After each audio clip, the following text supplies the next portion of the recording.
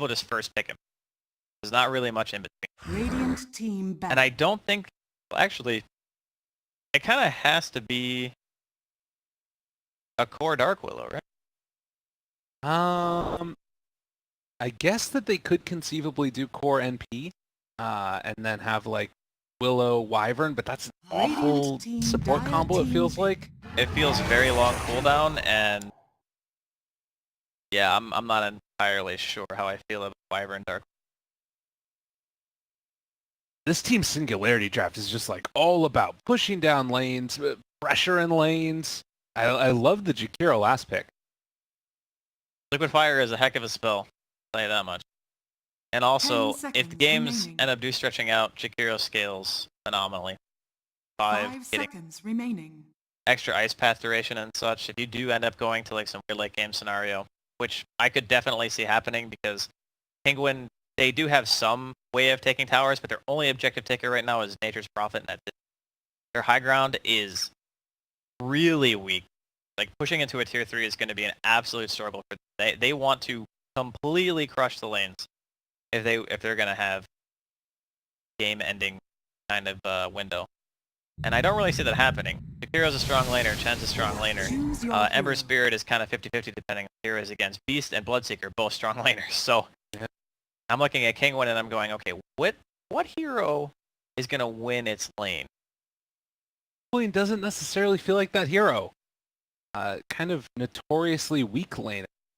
I don't know, getting a little bit worried about this one. This might just be a walkover. I guess at the end of the day also, player skill does sort of count into that as well. And from what we've seen, they feel fairly evenly matched. But I think that I don't necessarily think they're going to get ran over, but there is a possibility that the lanes might not go super well for Kinguin. The mid game should be a lot better though, because you know Pathos, the Winter Wyvern, and even the Morphling to an extent, they're all going to have some wave clear.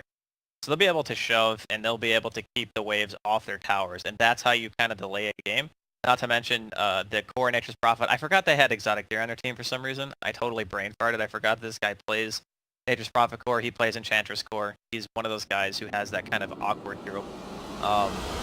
But yeah, it does make sense now after remembering who I was casting. Again, it's been a long day. Been here for like over 12 hours already.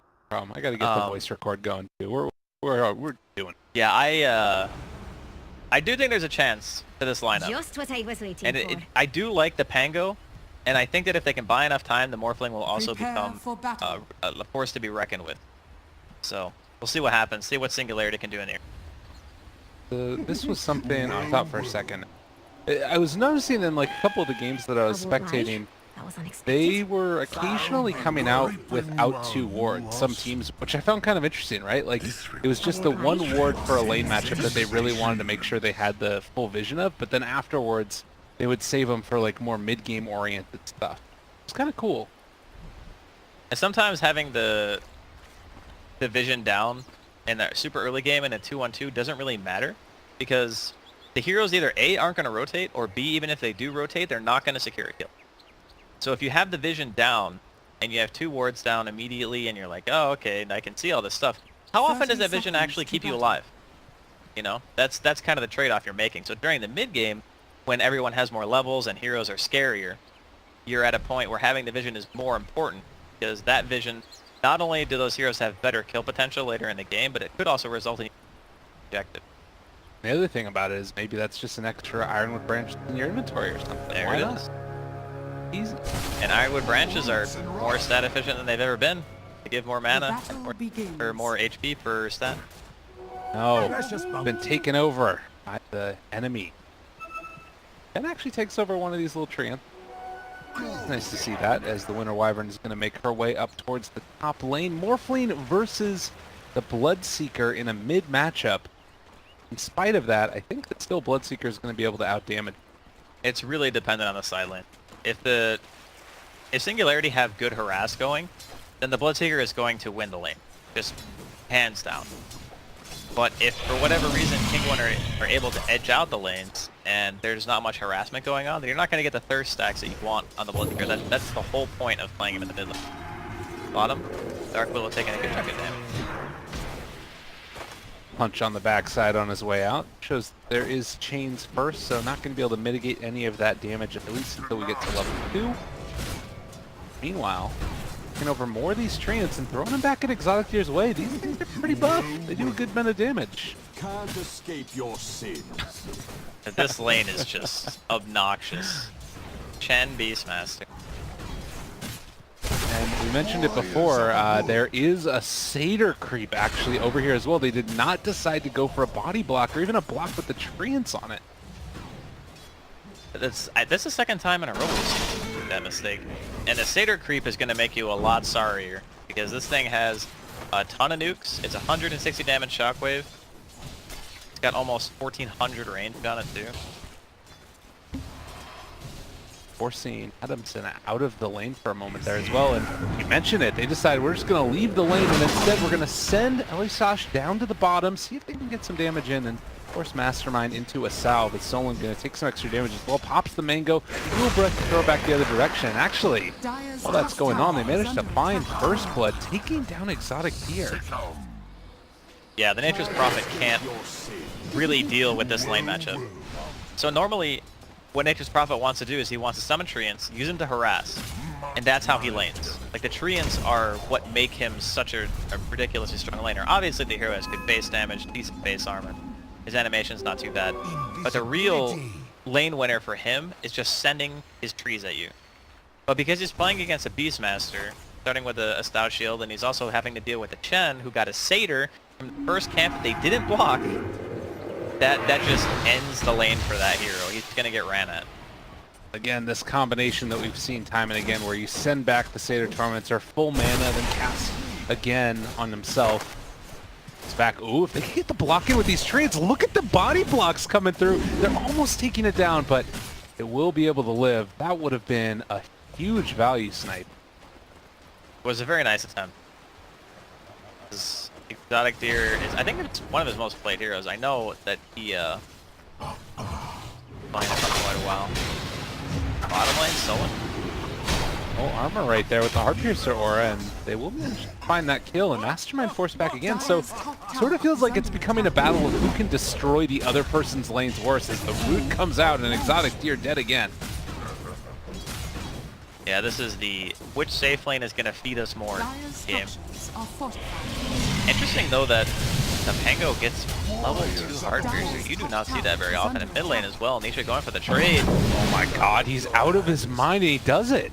Yeah, that wasn't even close though. He had stick charges and he had a Fairy of Fire. Not even close. Top tower is under attack. Getting the solo kill mid against the Bloodseeker. In the meantime, though, Kinguin is going to be losing the tier 1 tower top lane, and this is the strength of Chen. This is what we didn't see in that last game, I feel like. Should taking damage, still holding on to that Fairy Fire. He's daring them to come forward. He's going to take down Solon. God. Nisha, God. This guy is a beast. He knows his hero limitations so well. I gotta say, a lot of players would not have gone for that. He doesn't even care about the thirst damage. He's like, you know what? Just get as much damage as you want. Obviously, when he gets level 5 and then 7, it's going to be different. And in the jungle, again, Exotic Deer getting caught out. Tries to TP to base because of Blights at Dust. Again. My good. You know, as well as Nisha's doing, Exotic Deer is doing just as poorly. They have lost their tier 1 already. It is not even 5 minutes in. Tier 2 is taking damage. God, and every time it looks like he's getting low, it feels like he's baiting him into a Bloodseeker. You see this hero that's really low HP, you think you're going to be able to find a kill. Nisha does not care at all. This is kind of insane how close he's playing this. And it might even just be worth it to get like 1 point Ice Path or something to see if you can interrupt it, but honestly... But once you start channeling it, it won't stop. Even if you stun or silence it. You have to do it beforehand. See him pop this shrine now. 5 minutes in, bounty runes. Looks like they were traded out as each team was able to pick up 2 of them. Again, the big issue is the safe lane pressure that we're seeing, but now Winter Wyvern's been able to come up here and is holding the line a little bit. Yeah. He has Morph as well. God. Wait, no, he does not. That's so much damage. Yeah, he's opted to put a second point into Adaptive. God, out here in the bottom lane as well. That's one hero we haven't really touched on too much, and he is struggling. This Ember has 11 creep kills at 6 minutes. Oh. That is so far behind for a safe laner. Is the XP looking like oh, 4. And I guess his level isn't the worst, but yeah, he needs to get the heck out of dodge. He can't sit in that lane that bad, because both the laners that he was against are also level 4. Mikey has gotten level 6 now, is trying to make a move, throws out the axes, needs to be careful, the rotation coming in, and they do have the Curse Crown. This is going to hit onto a lot of creeps. Can they kill off this Willow? They will indeed. Tower is going to spank Mikey on his backside, but send home. Going to be there? Again, Singularity in the plays that they need. The pressure on the tower, down to half HP. This is a hard game in the beginning for Kinguin because they don't really have all the tools they want to be able to deal with the deep push. Like obviously the Pango wants to be sitting on like an item or two, be able to put himself in front of towers, feel confident and get these kind of defenses, but it's oh no, mid lane? Is he dead again? No, he's not. Isha, very low HP, but pops the stick and still daring them just to come at him. Care. Ember's just level 4. There really isn't a rotation that can come to punish this at all. Like, you look at this lineup, and Yakiro's the only one, and he's there already. It has to be Beastmaster. It has to be Beast, and he has to roar out of, like, I guess if it's nighttime, he doesn't necessarily have to smoke, but if it's day, he certainly does. Then he roars into potential kill, because Nisha's playing it very cocky, right? He's sitting on low HP all the time. 400 HP goes drop of a hat as long as he's not able to get them. Again, looks like they will be able to find the kill onto Chen. Bit too deep into the jungle. The kind of crazy thing about this is certain heroes are really hurting, but as far as the overall team dynamics, everything is pretty much even. Less than 1,000 gold lead. There's about a 1,500 experience lead into the favor of Kinguin. Too significant as of yet. Yeah, one lane's getting screwed. Or there, he got it off though somehow. He was invis. Yeah, that was crazy. What the hell? I don't know. I'm not sure if he's a human at this point, to be honest. I mean, what else do you say? Yeah. This guy has been, at least the last 2 games I've seen him, he's had a stellar performance in both matches. I mean, the Kunkka one, he was doing extremely well from the get-go. He had a good lane matchup, he snowballs, and then eventually he just becomes a beast because he's so like ahead in farm of everyone else in the game that it almost felt like a pub stomp. This time around, he's obviously not quite at that level, but he is certainly playing well. Moves in yet again, able to find himself the Bloodseeker, walks into the root as well. As well. There's Mastermind. Holds a couple kills. Kinguin's trying to turn it up here. Yeah, committed to the roll-in. Ember wasn't even 6, no remnants out, which means no Isha switches over to strength as he walks through the ice path, still juggling that HP pretty effectively. Be able to find himself a couple of denies here, and then there is Chen. Chased down as well, doing a good bit of damage, and they managed to find that kill. Stop. The lineup is definitely slowed down for Singularity. They got like 1 tower, a good chunk of damage on the tier 2 in the top lane, and since then they've kind of been thwarted at every turn. And because they've been putting the Winter Wyvern in these lanes to defend against these pushes, he's already level 6. Hasn't even needed to use the tome. In fact, he'll probably let the Dark Willow take. Kasor doesn't. Bounty runes now. Kinguin will pick up that one. Mastermind going to pick up you as well as the Wyvern starts to move in. Never refuse Be able to test for that, obviously. As far as objectives are concerned, Singularity kicked them incredibly quickly. The tier 2 is still down to pretty low HP up top. But it feels like, as you mentioned, game's slowing down. Where do you kind of go from here, do you think? For which team? For Kinguin, considering that they've lost some of their map control, but they're still doing quite well with the Morph lane. I think that you're okay drawing this game out, honestly. Morphling in the mid-late game, he's still an absolute monster. I think the Pango is actually one of the other things that really line up.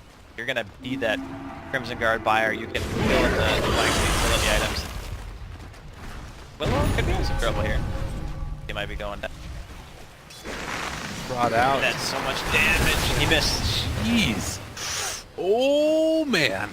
Yeah, one of his autos missed. Obviously revealed right now by the Thirst. They managed to break the TP, and that's Chen done. Time indeed right now for Kinguin, or rather Singularity, excuse me, as Morphling just keeps on finding these kills. Yeah, I do feel that whenever you have a Chen Beastmaster, you do want to pressure towers. Singularity might not be on the same pace that they would. And it's not really going to get that much easy. Again, Kinguin have a tremendous amount of wave. Tango, and Nature's Prophet, while being able to spam the Wrath of Nature.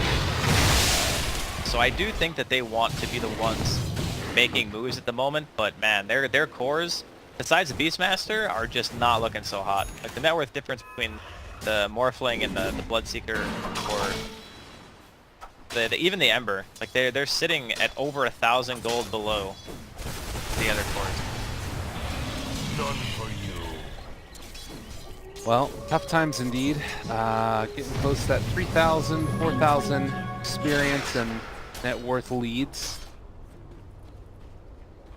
Singularity need to figure out where to go next to make these moves. Feels like every time they try and do something, wheels fall out from underneath them.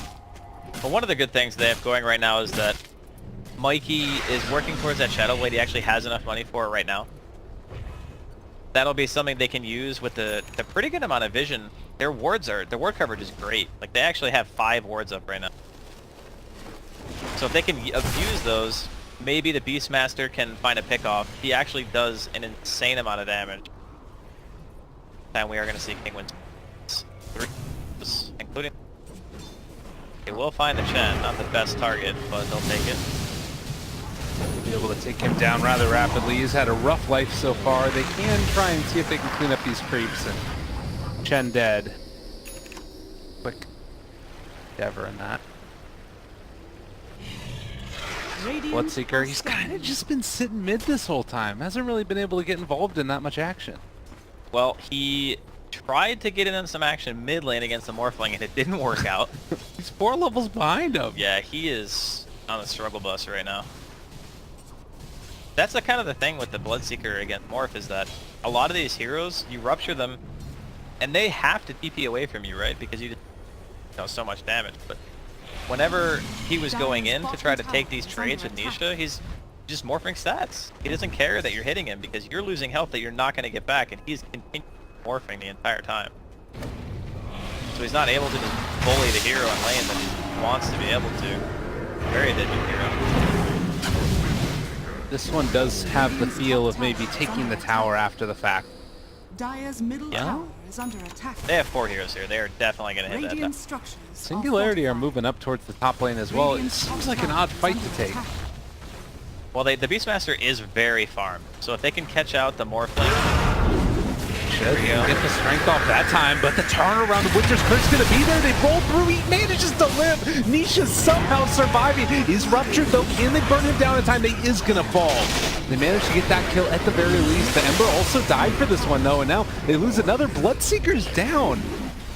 Looked good for a moment, and I think getting that Morphling kill in some ways is worth it, but you're gonna also lose the most farmed hero in the game, potentially in this Beastmaster. One more hit from Patos secures that kill. Kinguin still dominant. that was a really unfortunate morph timing, because he turned into the Ember. He got the Flame Guard off and he's steering chains, but he got hit by the Blood Right while he was Ember. So he couldn't change back to his other form. And that's why he died. If he had been like even a quarter of a second faster on the morph back to his original form, he probably would live. But unfortunately not the case. That poor Chen, dude. Oh. He can't catch a break. He was standing over here and he like ate his way through the tree, but It's just bullying at this point. the hell. It's not bullying. 1-5-3. I mean, he did get a lot done in the early stages. He had a good game on that Chen. Yeah, they crushed the save plan. Kinguin. There's no doubt that it was going to get destroyed. But, you know, thinking of it objectively, that it's in nature's prophet, right? So what are you really stopping? Just 0 down in lane. Yeah, you're gonna delay his item timing a little bit, but he's still gonna play the same game.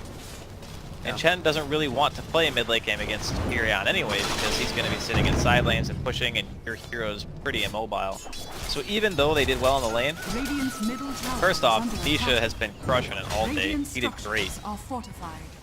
And bottom, you know, the Pango's neck and neck net worth with all the other highest. Chen comes back yet again. Will be found and killed as they bring in the treants. They're still seeing Kinguin move around. A lot of these smoke ginks involving this Morphlane. I really like how active they're being before. Like, he's building Lincolns. Okay, Roar. That's very dead.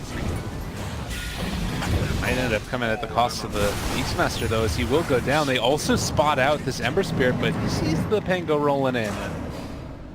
Will give up the chase there. Yeah, again, like you said, it's getting active with that Morphlane. Cool. Synderen and I talked about it. You were obviously here, but just, I know, I don't blame you, man. It has been a long day, but just be active in the game. Whenever you're sitting and you're just hitting creeps, you better have a really good reason. Because how you win Dota in this patch is battle. Find the weakness that your enemy team has and exploit it. Fell out. Gore taking a lot of damage here, and well, there's also going to be a rupture onto Exotic Deer, but they both live through it. That is getting active, like you were talking about. Hot toast. Mastermind. A little, hey, how you doing? Back towards the jungle to farm a little bit more. Yule's first on the Ember Spirit. The treads in tow. And make sure that he can survive through the initial burst. Maybe also dodge away from any E-Blade that come out later on. Yeah, you can remove the Curse Crown. You can get rid of Bramble Maze and stuff so you don't get stuck and you're able to way if you get caught out. It's a little bit unusual to see... actually, it's not really that unusual to see Yules, now that I think about it. We've been seeing a lot of Yule's Maelstrom builds. I think a lot of it was also like Axe was really good against that. It is. They spot him out though. He gets caught there by the root. Macro Pack comes out, but he's dead so quickly. Oh, you thought you were winning. That is how that goes. This game is getting out of hand real fast. 9k now with nice curse. I think you're fine taking that one right there. Solon throughout the ice path, but will be brought down nonetheless. Radiant's top tower is under attack. They're even able to get pressure on this top tier too. And right now, if you look at the map, the Ember is creep cutting, which is fine. But they're not really getting anything in return. Like a lot of the time when a support dies like that, you want people out of the map making something happen in another lane, you know, maybe pressure the off lane tier 1, maybe pressure mid. But they just are getting scared. They're not pushing, I think, as much as they would like to be. And that Chen just bought a Vanguard. Holy moly. Alright, you get a Crimson Guard, I'll get one too. This is definitely not something I've seen. Not saying it's bad, just saying I have not seen it. He really wants that Crimson Guard. I mean, you can kind of understand where he's coming from, I think. It's good against Furion, it's good for defending the towers when the enemy team's... That's pretty much it though, this game. Besides just like, yeah, tower defense and... I mean, it's... There are some games where you can look at Crimson Guard and go, wow, this is an amazing Crimson game.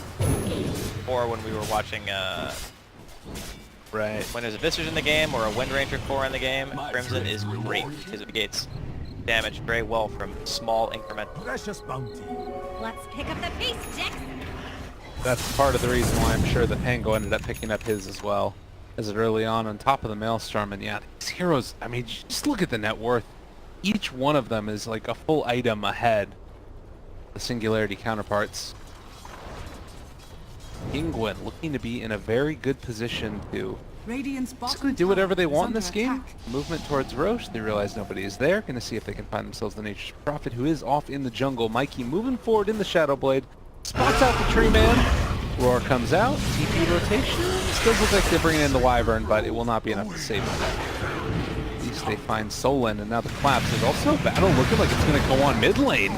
They find a take down the Chen.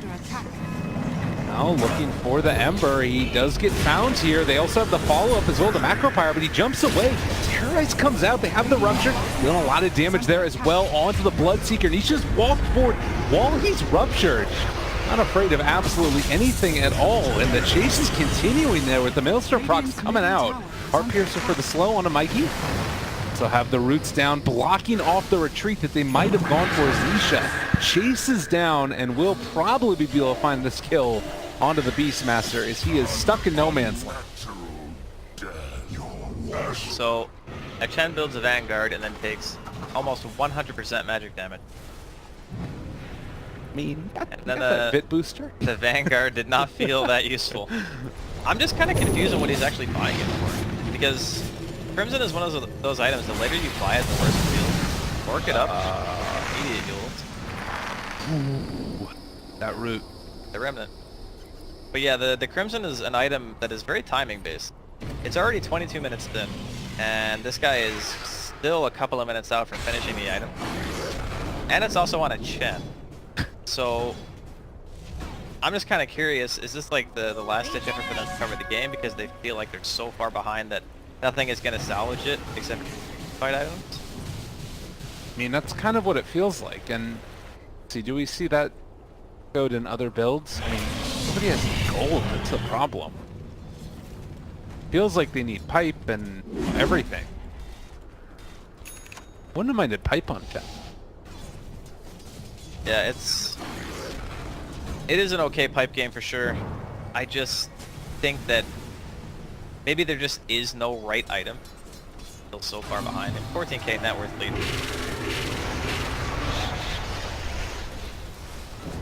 South the Yules maybe could have tried to time the Terrorize. It's not an easy one to time. Actually, Terrorize. Radiant are scared. That was not the play. Too late for that. Or early. Hey. Spot out December again. Hit by a little chains, but like, again, you just look at the Kinguin's movement around the map, and Nisha is not afraid to farm anywhere.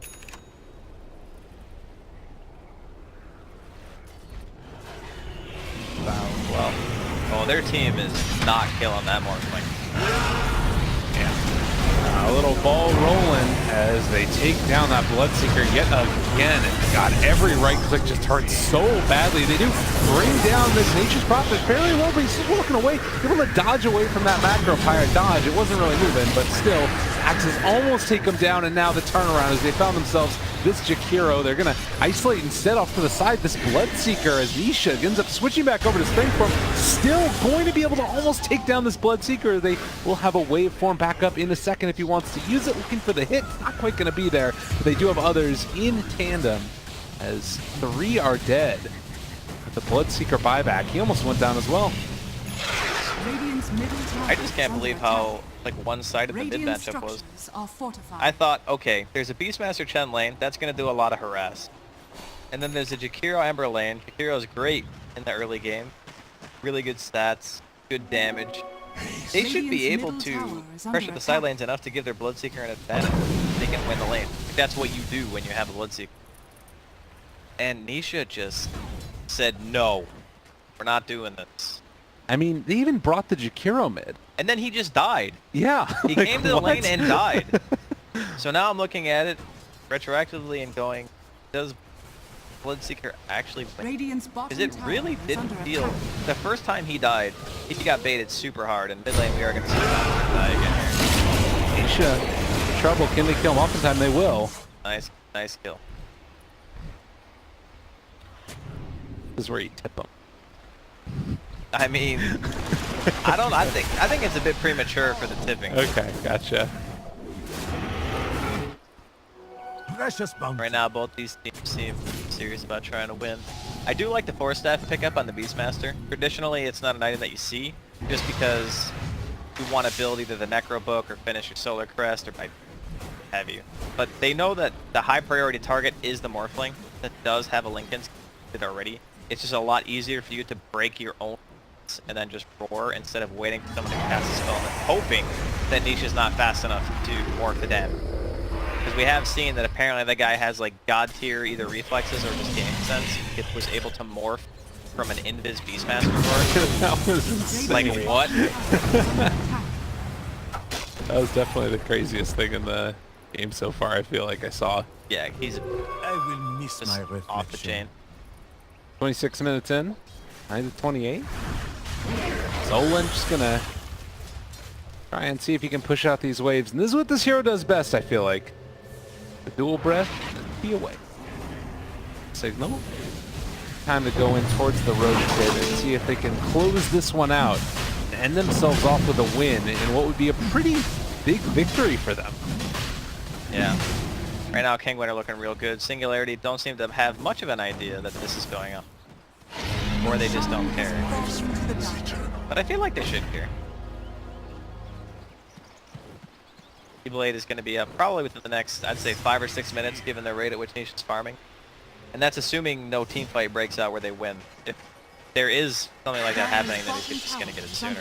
Another roar on bottom this time. They're going to try to retreat.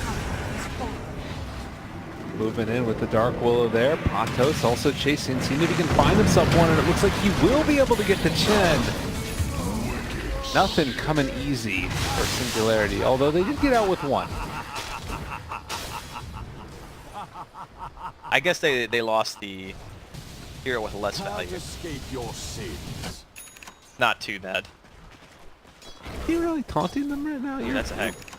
You're 1 in 10, dude. That's when you taunt, Dave. Okay. That's meta, alright? I gotcha. You're feeding, and then you just spam taunt anyway. Puts people on tilt. I feel like Niche, all the little plays here, even switching over to like a ton of agi, just that extra movement speed. Get nowadays up to 404, ain't But bad. you would be edgy anyway. You really only died to burst, and burst you. Radiant's middle tower is under Beastmaster. attack. Dire's top tower is under attack. Radiant's middle tower has fallen. England's so scary. They have TPs on Bloodseeker 10 seconds away though, 15 for the Chen, but he is back in the base already. But look how quickly this tower just goes down.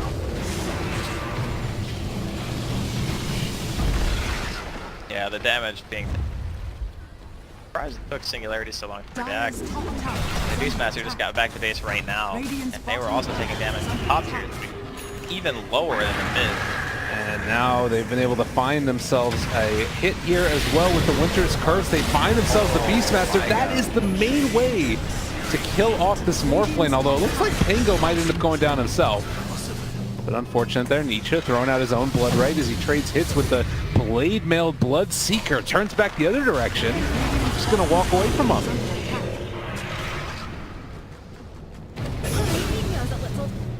Oh wow, that was the damage. Just gonna Blood Rage and blast it up, and hey, there you go.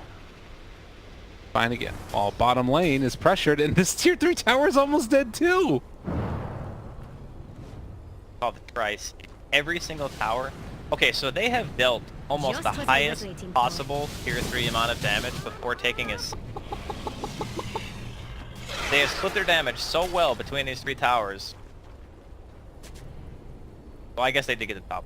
Radiant's right. bottom But you get what I'm shrine is saying. under They attack. did so much damage to the towers alone Yeah, it's nuts. before actually taking one.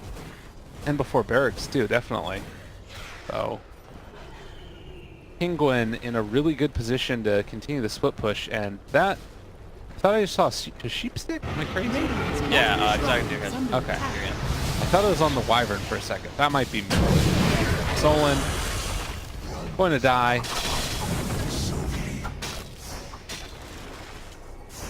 11 to 31 never sounded so appropriate. Radiant's bottom shrine has fallen. I feel like with the lineup that has right now, they could doing it. Maybe they just don't think they need it.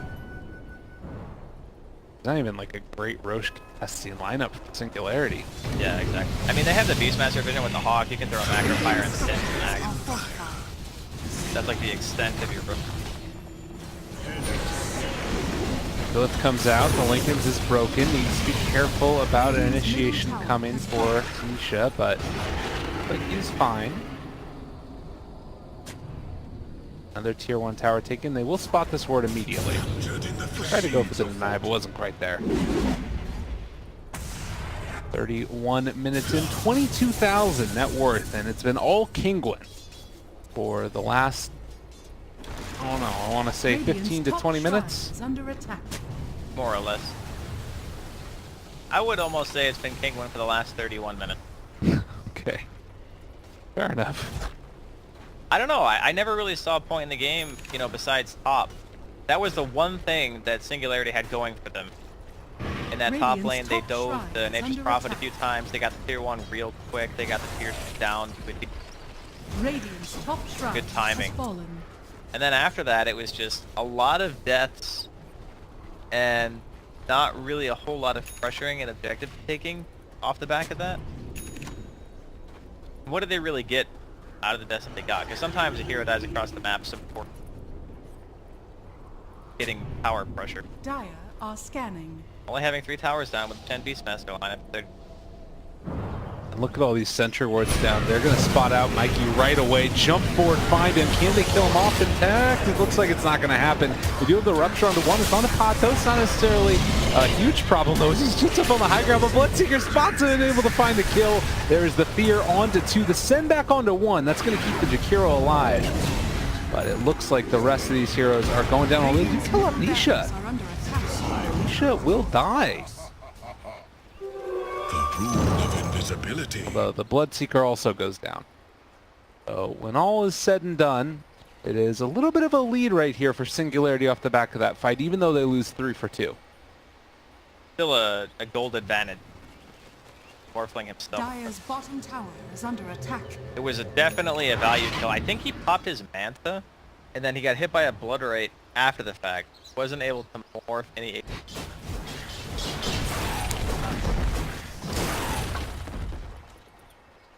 Because I clicked on him after he died, and Manta was almost off the cooldown. Certainly couldn't have right before.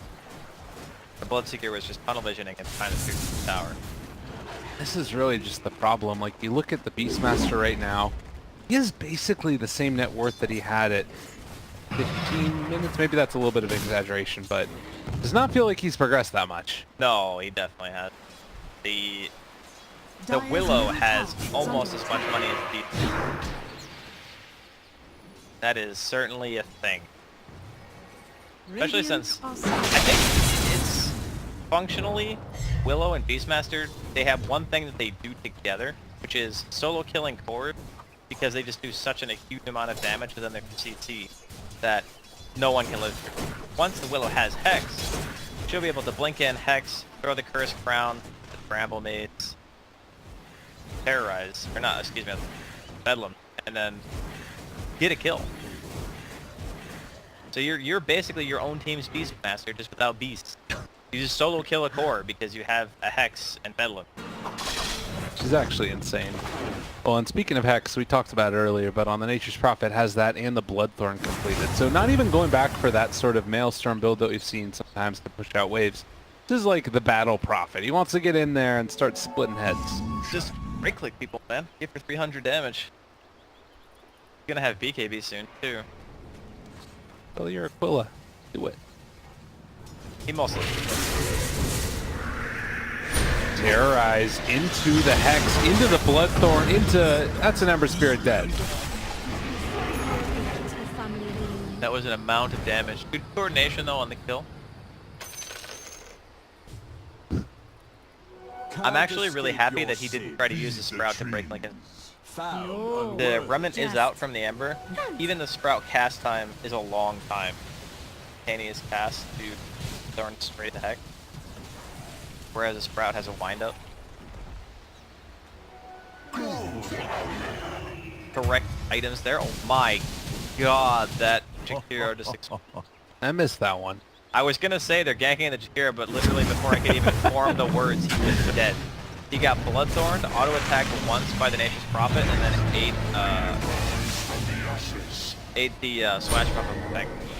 You know, I don't think that I can look away from heroes that are nearby anybody else on the side of Kinguin. The macro pyre, he ends up going down. Oh, the cold embrace killed him. Oh, Elisage. I think he was dead anyway. Okay, He was already ruptured, that's fair. so unless he magically had a BKB in his Wyvern as well. Well, that Okay. was toasty. I mean, still a 26k lead for Kinguin, and I have seen some throws in my day at the top of the list. Out as a W. Saying there's a chance. I'm saying there is a chance. There always is. Uproot and after them. We're on cooldown, 25 more seconds. Pango kills everything and almost gets caught there by the Jakiro. Has his courier with him. Wow, Dark Willow. Goes Patos. In the area. Mastermind dealing some damage as well. The Axis there, they found him, and the BKB already out. That's Mastermind low, but not quite dead as of yet. So it does look like he can get out of there if he wants. Exotic Deer is ruptured as well. But they were able to find one, and now the roll through Mikey in some trouble. They blink back in yet again, and well, he's going to get hit, he's going to get caught, and he is going to be killed. Hero, the last one in this little skirmish, as he is found. It looks like they will be able to take him down, and well, while this is going on, bottom lane is pushing in. They got Treants there working away. This is the ultimate struggle. Your Singularity. You realistically only have one hero that's going to that effectively, and it's going to be Ember. And since I think predominantly we've been seeing treads on every single Ember, that not having the bots kind of hurts, especially when you're playing against a hero like Nathan Prophet, because you want to be able to throw out a remnant and bot to a wave that is very pushed already, and like continue that pressure for some kind of deep. One thing to be able to stop a push by using bots, but it's another one to make the enemy team react to your own. And I think you kind of want that tempo control in this game, because otherwise, basically what's happening right now happens. All your lanes, your 2 lane is still pushed, dying in phase. You gave up Roshan because you had a deep push. Well, this one is looking just about over here. God, so much damage onto that Bloodseeker before he gets the Blade Mail or BKB off, and with Megas in the sights, Kinguin gonna knock down Singularity here. They're gonna go out with a whimper. These guys came to play. The fear is there onto several of them. They found this Ember Spirit. The roll through is there as well for Patos. Quelling Blade can only keep you safe for so long away from the Sprout. No, just no. Have been all about the smack talk this game feels like. I'm so glad that we added more stuff chat with to make people angry in game. That's really what it's all about. It's not if we win or we lose. It's about, are you upset? Yeah, I can understand that. Elisage is just gonna die because why not? They will eventually finish off these barracks. Buyback on the Wyvern. The Penance as well. But Nisha going to hit away at this building and eventually the Ancients, and Singularity, never say die! I mean, they don't have to say it. They're actively being murdered. So yeah, they don't have to say the words. Yeah, he's just BKB hitting this turn. GG is called. And Kinguin walk away with what I would say is a pretty win. Like, this is the second game